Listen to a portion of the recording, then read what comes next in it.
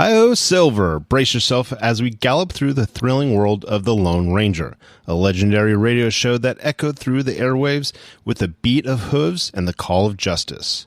Meet the mysterious Lone Ranger, a masked hero whose identity remains shrouded in secrecy, and his steadfast companion, Tonto.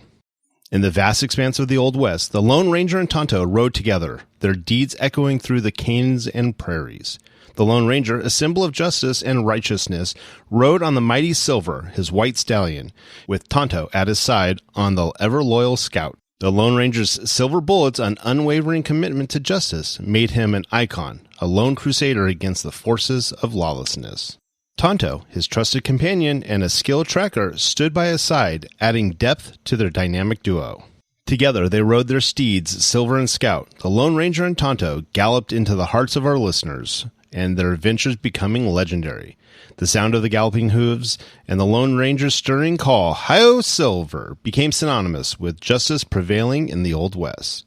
So saddle up and ride with us as we revisit the thrilling tales of the Lone Ranger, Tonto, Silver, and Scout, where every episode is a daring ride into the heart of the frontier justice. Now let's get into this episode. This episode originally aired January 22nd, 1947, and the title is Rays of the Sun.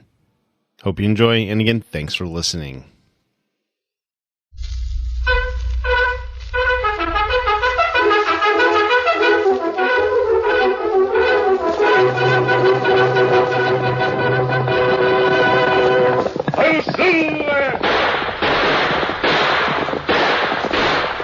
Fiery horse with the speed of light, a cloud of dust, and a hearty hi-yo, Silver, the Lone Ranger.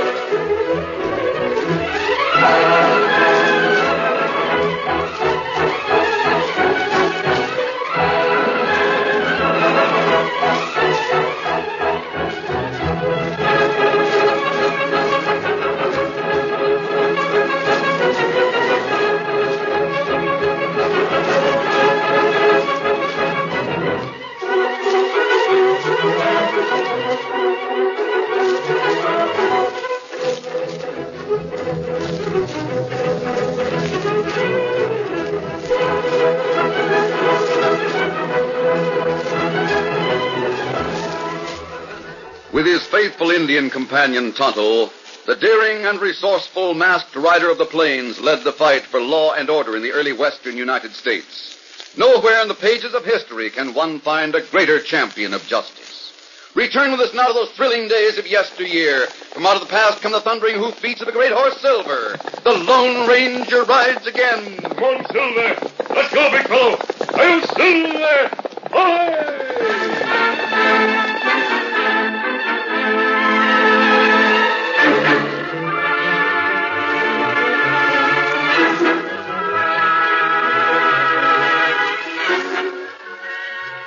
Working for a jealous foreign country, Rodney Martin and Mary Deming hoped to block the research of American scientists in quest of a new chemical element by intercepting shipments of meteoric rock between California and St. Louis. Martin and the girl had boarded the Butterfield stagecoach in California as passengers. Gunmen appeared when the stage was near St. Louis.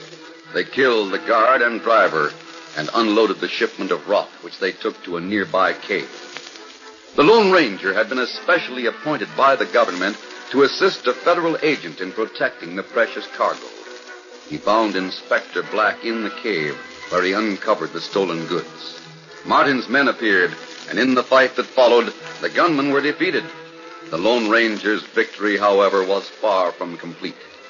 Rodney Martin and the girl escaped in the stagecoach, and Inspector Black was killed.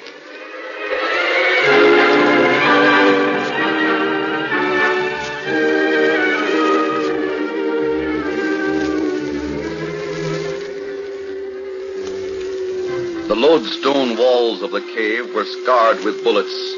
The air reeked with the acrid smell of burned gunpowder, and the wind blowing past a natural chimney seemed more eerie than ever before. Death had struck 3 times. Grizzly Smith had been killed in a gunfight, and Black had shot the outlaw named Rankin with the last of his expiring strength. Tonto finished roping the 3 surviving gunmen, then joined the Lone Ranger at the side of the fallen federal man. Tonto, I've learned a lot. All 3 shipments of stolen ore are in this cave. Not plenty good. Martin and the girl are enemy agents. This man was Inspector Black. Him fella who wears silver bullet? Yes, it's a miniature bullet mounted on a ring. This ring. He told me to take it. He asked me to get that ore to St. Louis. We'll pack it on the horses of those gunmen.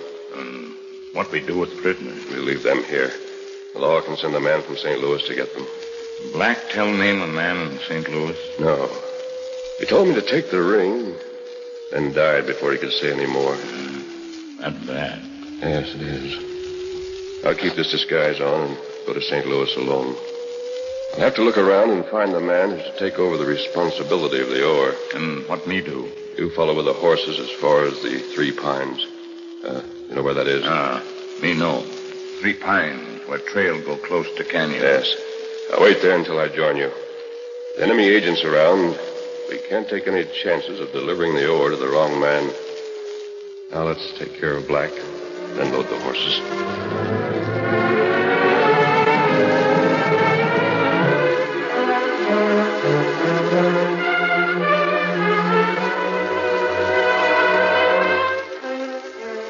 The Lone Ranger buried the government agent near the entrance to the cave. Then the meteoric rock was packed on the gunmen's horses. The Lone Ranger, wearing his disguise, set out for St. Louis at a fast gait, while Tonto followed more slowly. In the meantime, Rodney Martin drove the stagecoach team.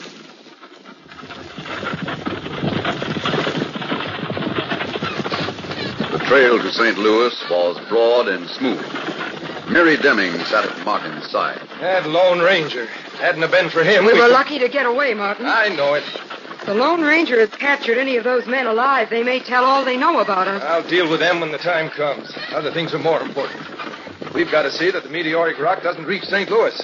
All 3 of the shipments we intercepted are hidden in that cave. What if the Lone Ranger finds them? I'm not underestimating that man. I expect he will find the rock. If he does, he'll try to carry out his mission by getting it to St. Louis. If he does that, he'll play right into my hands. Yes? Well, you'll have your hands full. He'll make it possible for me to kill him and do it with the full protection of the law. Martin, don't get overconfident. You'll see when we reach the stagecoach terminal and report the holdup and murders. Get up! Get up!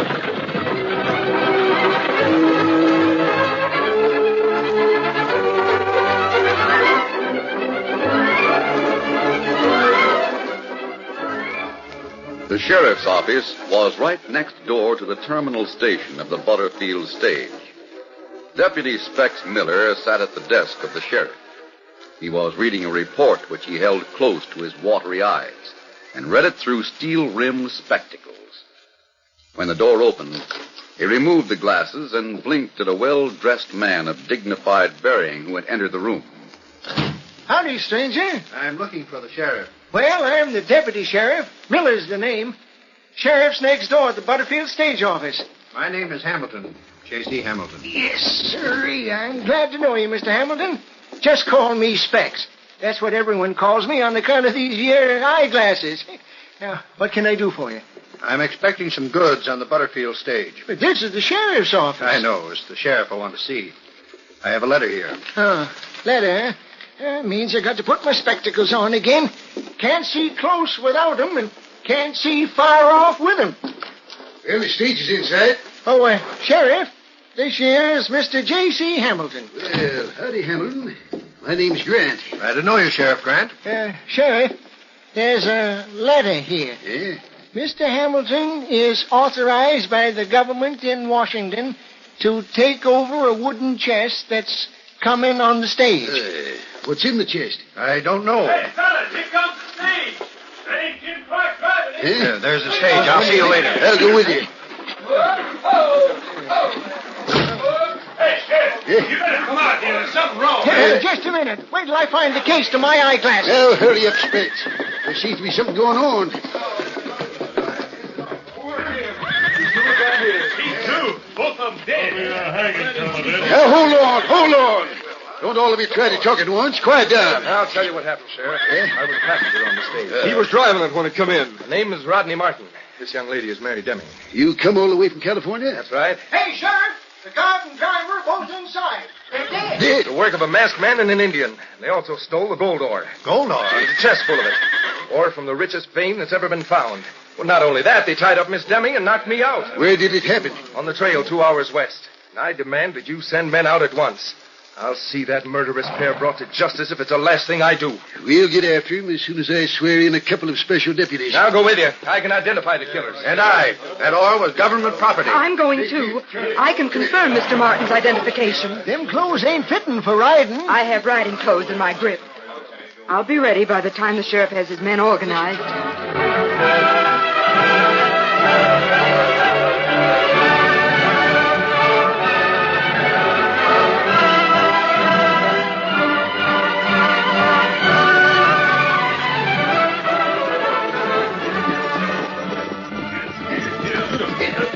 Mary Deming and 6 men rode west along the Butterfield Trail in search of the masked man and his Indian companion. Sheriff Grant, his deputy Specs Miller, and 2 newly enlisted lawmen were accompanied by J.C. Hamilton and Rodney Martin. Martin and the girl rode side by side and spoke in low voices. Martin, you said you'd kill that Lone Ranger. How can you do it with lawmen on all sides? We meet him, I'll put on an act. Make him think I've gone crazy mad. Then I'll pull a gun and fire. Might be able to get away with it. Law won't touch me for it. You're counting on meeting that masked man. Yeah? Look ahead. A horseman. Hey, Martin. Someone's coming this way. Rein up a minute, boys. Is that the man? He's wearing a black hat and he has no mask. Could be disguised. How about it, Martin? Well, it looks like the same horse, and the man rides like the killer. But he seems to have changed his clothes and taken off the mask. You think it's the same one? I do. We'll know for sure when we hear him speak. He's coming in fast. Rein up there. Rein up in the name of the law. Oh, Silver, how are you? We want to talk to you, Mister. Sheriff, you're just the man I want to see. That's him. That's the one. That's the killer. I'll show him. down that gun. Hey there. Why, you give me that gun, Martin. Who told you to draw and fire? He's a murderer, a killer. I saw him shoot that garden That's driver. no call to shoot him on sight. I'm the law around here. I'll handle things. Doggone, if I hadn't slapped your gun aside, you'd have killed him. There's room for doubt about that. You're covered, mister. The law wants you for murder and stage robbing. Now dismount. Martin, you said the murderer was masked. Wore a white hat and had a redskin with him. The white hat's tied behind the saddle. But the redskin... He's probably gone into hiding with the loot. Steady easy, Silver. Now, Martin did see me wearing a mask, Sheriff. Eh? But it was he and the girl who planned the robbery and murder. That's not true. Well, now... Just a moment, Sheriff. Let me speak. A man known as the Lone Ranger was supposed to protect that stagecoach. How do you know? I was to meet him. Mr. Hamilton's got a letter from Washington giving him all kinds of authority. How are you to identify the Lone Ranger? He's to identify himself to me by a code word. A certain government agent was to give me your name and the code word. You? Yes. He was killed before he could speak. Gosh, is this the Lone Ranger? Perhaps this silver bullet will identify me. Why, you lying killer. You probably met the Lone Ranger and stole his horse and gun belt. Sheriff, take us all into town and let me communicate with Washington by telegraph. We'll go there when you tell us where the loot is hidden. I'll tell nothing until I've checked on Hamilton's identity. You doubt me? I made one mistake in trusting Rodney Martin and the girl. He wants to stall for time to give his Indian pal a chance to make off with the gold. Gold? The contents of that chest. So that's what you think was in the chest. I told him what was in it. I see. Sheriff, Nothing can be lost by keeping Martin, Miss Deming, and me in custody. I'll take you into custody right now. And we'll follow your back trail till we find that Indian with the stolen ore. But Martin and the girl. I need them to identify the Indian. Take him, boys. I'll hold his arms. Oh, you won't? Grab him. I'll fix him. Hold him again. Use that gun barrel again. Hold it. That's enough. You've knocked him out. Give me a hand with him. Look him over to make sure he's not hurt serious. How about you, Specs? Are you all right? Yeah, I reckon so. I was sure spilled mighty hard. Why, it's obvious what happened. This man met the Lone Ranger somewhere, stole his horse and equipment, and then robbed the stage and thought he could bluff his way out of it. If he'd been the Lone Ranger, he'd have had a code word with which to identify himself. Tie him up and leave him near that pile of rocks. We'll pick him up on the way back to town after we've found the Indian and the stolen ore. What about the horse, Sheriff? Should we take it along with us? Yeah, and the gun belt as well. Toss it over the pommel. We may find the Lone Ranger tied up somewhere on the back trail.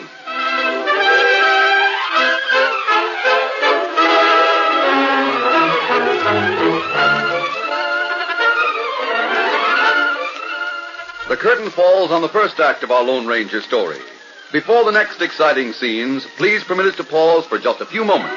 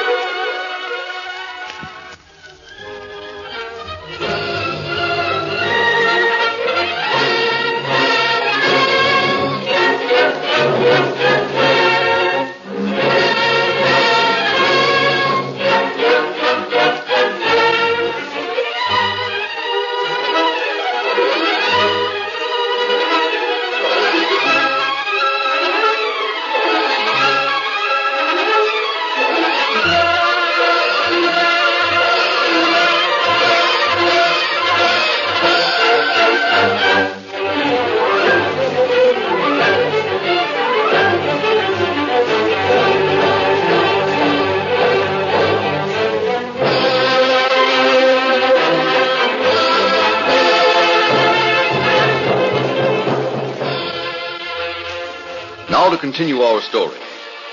Sheriff Grant and J.C. Hamilton had no reason to doubt Rodney Martin's story that the man who called himself the Lone Ranger was an imposter, especially when he couldn't give Hamilton a secret code word. The Lone Ranger was knocked out and tied while the posse went on in search of Tonto. Silver fought to stay by his beloved master, but he was finally made to go with the sheriff's party. Come on there. Come on, Dan. What's the matter with that white horse, anyway? He's just plain rambunctious, Sheriff. Looks like he's going to fight every inch of the way. Well, do the best you can with him. Looks like he's calming down now. Maybe he'll be all right when he sees we're determined to take him along with us. Sheriff, I wonder if that man was telling the truth. How do you mean, Hamilton? If he'd stolen that white horse, as Martin said, seems to me the horse would be more willing to leave him. Well, I don't know. But he couldn't have been telling the truth. He couldn't identify himself. Hey, Sheriff! What's the matter, Specs? I've lost my spectacles. Did you have them with you when you started out? Sure I did. I had them in the steel case. I always carry that case in my hip pocket, but it's gone. Maybe they dropped out of your pocket when that man knocked you down, eh? Doggone, I'll bet that's what happened. Well, you can find them when you get back. Well, I sure hope so. They're mighty strong specs. Sheriff! Martin sees something. Sheriff, look over there. See those tall trees? Yeah, sure I see him. What about him, Martin? Take these binoculars and look beneath them. What is it? You'll see several horses there. I can see the horses without binoculars. There's an Indian with those horses. An Indian, you say? Yes, one who helped rob the stage and kill the guard and driver. Come on, boys. There's the man we want.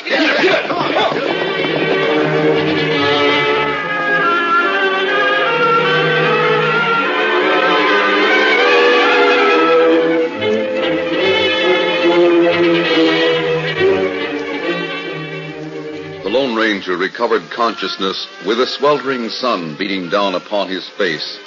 He found himself as nearly helpless as a man could be.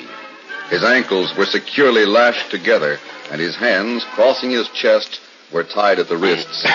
His head ached frightfully, but this he ignored. He squirmed to a sitting position and looked about for Silver.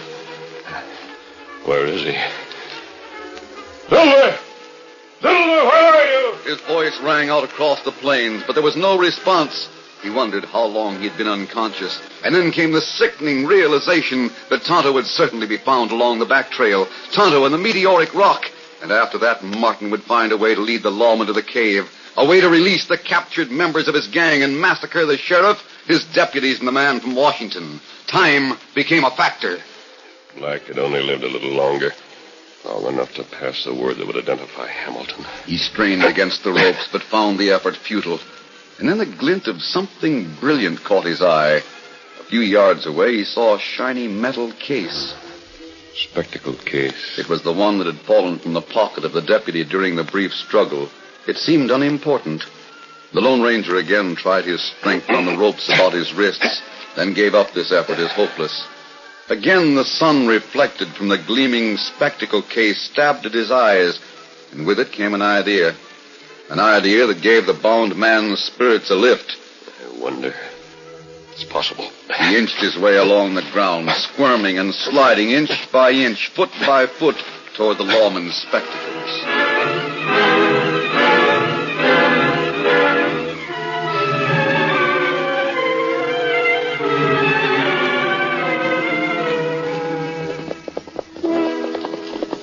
In the meantime, Sheriff Grant and his party came to the edge of a ravine where Tonto and a number of horses were waiting next to 3 tall pines. Tonto, seeing Rodney Martin and the girl, went for his guns.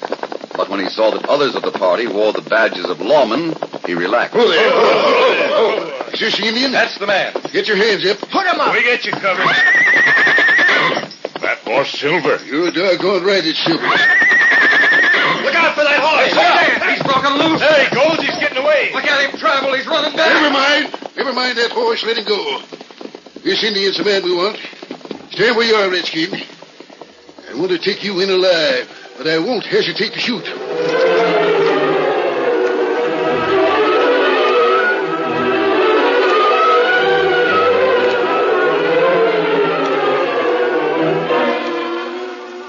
In the past, the Lone Ranger had used a lens from binoculars as a burning glass to concentrate the sun's heat. Now he hoped to do the same with the deputy's eyeglasses. He moved his fingers, straining within the narrow restriction of the ropes to bring one lens into the right position. Tight. The shadow of the lens fell on the ropes. Got to get it farther back. He moved the lens a little farther, and the brilliant spot of light grew smaller. Not far enough. His efforts brought the miniature bullet on Inspector Black's ring against his chest. The pressure distorted the silver cylinder. One end moved. Was that bullet hollow? Was the loose end a cap that covered a secret hiding place? Black said, "The ring. Take the ring." The Federal man had used the last of his expiring strength to say those words. The Lone Ranger redoubled his efforts to bring the spectacle lens into the right position. He strained against the rope for each small fraction of an inch to reach the focal length of that lens. And then the sun became a tiny dot, a brilliant glare of light with all of the heat concentrated on one spot of the rope. Blue smoke curled up. The rope turned black beneath the dot. One strand burned through, and then another. The Lone Ranger trembled in every fiber of his being, but his hand held steady. Another strand burned. The muscles of his arm were corded by the strain. Perspiration beaded his forehead. And then the last strand of the heavy rope gave way. His hands were free. No. The ring. He must first of all know the secret of the ring. He pulled off the cap, and in a hollow compartment found a slip of thin paper. It held the all-important information. As he tore the ropes from around his ankles, he heard a sound that drove the numbness from his fingers and the throbbing from his head. It was the familiar rhythm of silver-shod hoofbeats. He saw his gallant stallion Silver coming like the wind, great mane and tail waving like white banners. Silver! Good boy. Good old fella. Good fella. What? My gun belt on the pommel. The belt of silver bullets went around his waist. The heavy 6-gun slapped his thighs. He hit the saddle. Easy, big fella. One, Silver!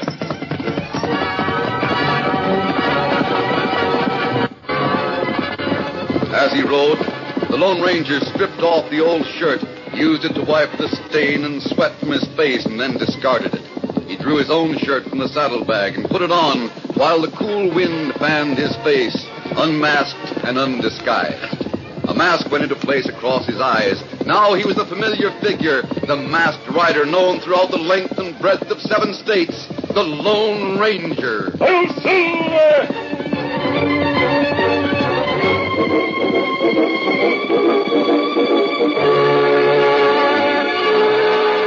At the edge of the ravine, the contents of the saddlebags had been dumped in a pile on the ground. J.C. Hamilton, as well as the lawman, took Martin's word that gold ore had been stolen from the stage. And this is not gold ore. You're doggone right it ain't. I know gold ore when I see it. This is worthless rock. Speak up, Indian. What did you do with the gold ore? Me not talk. We know what you did. You've hidden the ore and replaced it with this stuff. Where did you hide it? Me not talk. Probably left it in a cave a few miles back. All right. We'll go there and take the Indian with us. Good work, Martin. Sheriff, we can't leave this pile of rock on the stage trail. Yeah, that's right. Stage might run into it at night. There's no use hauling it. Why don't we just push it over in the ravine? That's a good idea, Martin. Come on, boys. Give me a hand. Shove this stuff into the river down below. Right. Hey, look, over there. It's that white horse again. The masked man's riding it. Hail Silver! That's the owner of that horse. Look at him travel. Martin. That's the man who robbed the stage. That's the one I told you about. Oh, Silver, how I ho! You're the one we want. Big fella, stand back. Get away from that ore. That's not gold ore. Of course it's not gold ore. Far more important. Hamilton, I have the code word. Give it to me. I'll identify myself with the reply. The word is Andromeda. And the reply is research. That's it. You are the man. Sheriff, this is the man. Stay right that- where you are, Martin. Sheriff, put this man and the girl under arrest for highway robbery and murder. They're enemy agents. Mr. Do as he says, Sheriff. Those orders come from Washington. You'll never get me. Hello. Get him. No, let me go. Good work. That got him. As for you, Miss Deming, Well, you win, Mr. Lone Ranger. What is this ore that's so important? that pile of stuff on the ground came from the constellation Andromeda. Scientists in Washington want that rock. You see that they get it. Doggone. I never thought I'd live to see the day when I'd be close up to the Lone Ranger. You know, mister, there was another gent tried to claim he was you. We left him hog-tied. Yes, I know, Specs. He got away. Huh? Got away. He wants to return your glasses. I brought them to you. Sure enough, my spectacles. But how in... Tell me, how in tarnation did that critter get out of them ropes? I tied 'em myself. He was helped by the power of the sun.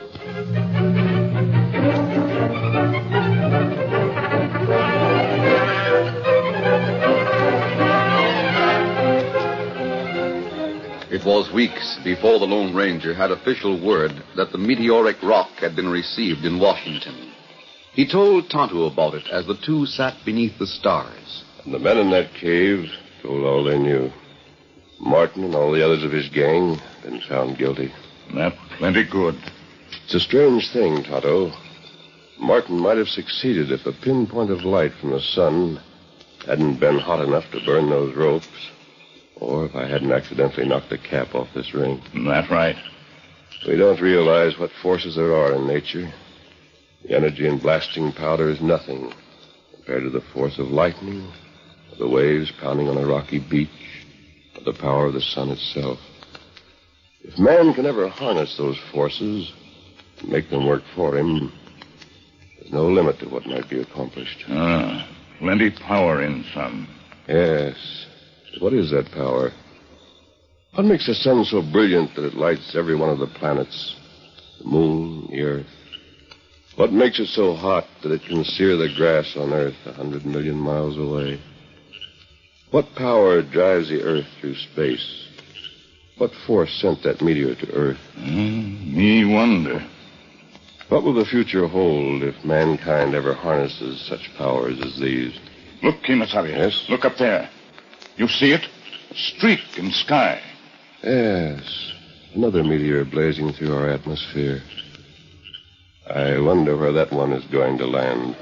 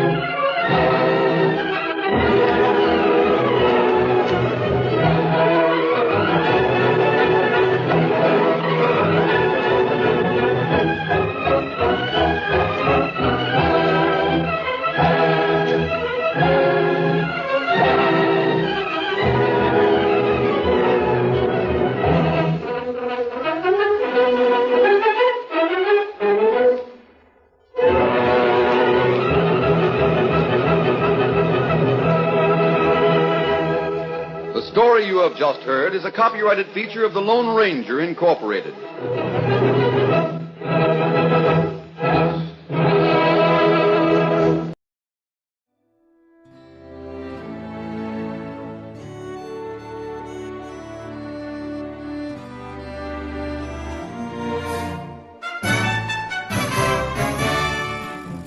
This has been a presentation of OTRWesterns.com, and we hope you enjoyed. Please take some time to like and rate our shows in your favorite podcast application.